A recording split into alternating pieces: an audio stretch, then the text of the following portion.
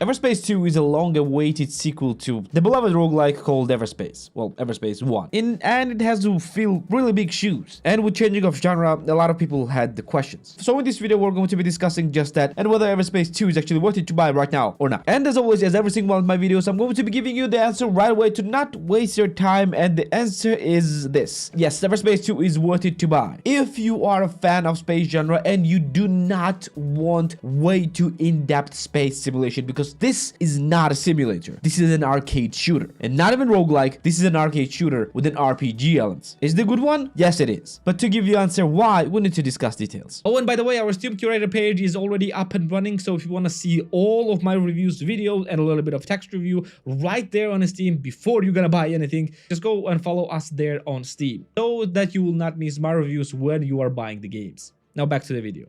So what even is Everspace as a game? So unlike Everspace 1, this is not a roguelike. It plays very similarly. But unlike first game where dying has its own mechanic, here, well, death is permanent. Or at least until you load to the previous checkpoint. You're playing as the same character called Adam, and you are a clone. At least you are the last one of them. So no more reviving for you. And story-wise, no spoilers here. It will take you through different star systems where you will try to find, well, your place in the galaxy. And I will not lie to you, the story is nothing amazing. It's just there and is made to keep you guided and just to keep you going forward without overwhelming you with a lot of different choices. And yeah, in this game you do have a lot of different choices. Gameplay wise, you have kind of like a two types of gameplay. One is, well, regular sectors where you will be going through different places in space or on planets, unlike the first game. And the second one is super light, where you will basically traveling from place to place. In both modes, you're free to move whatever you want. And remember when I said this is not a simulation? Because this is not. Because this is as arcadey as it can get.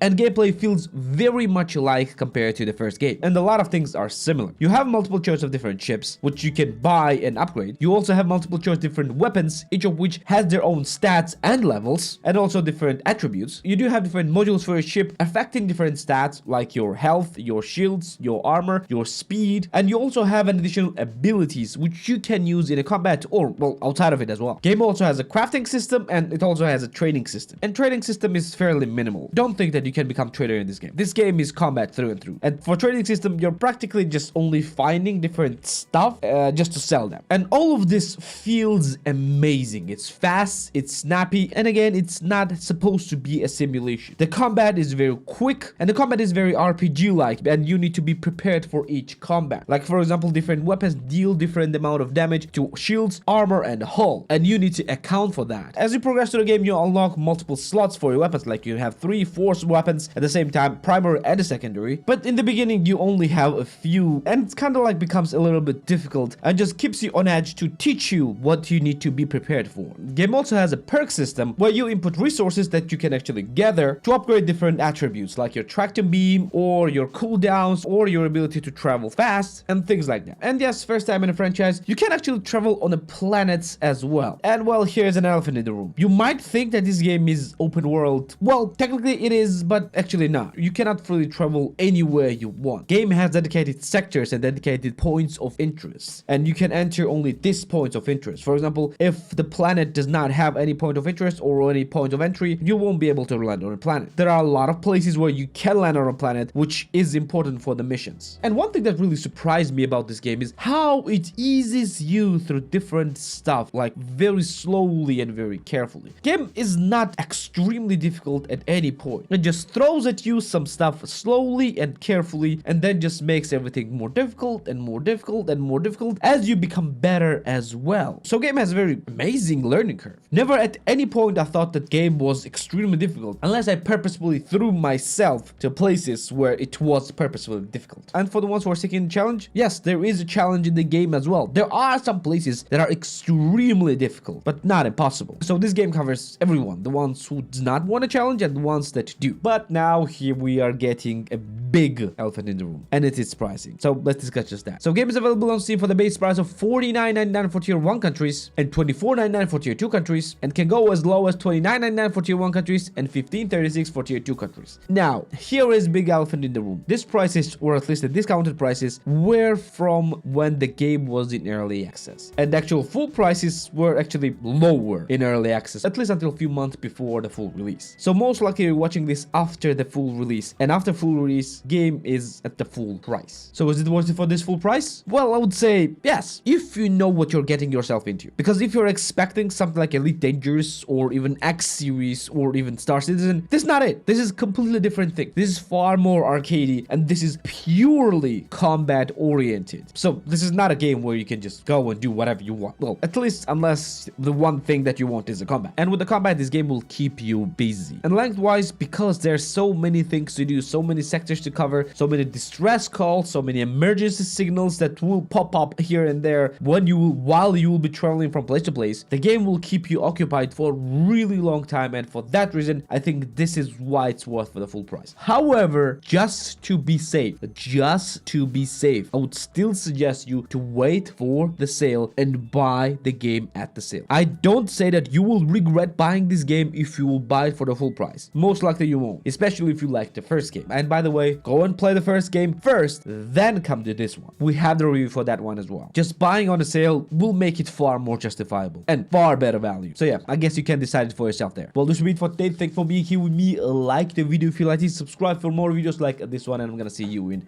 the next one.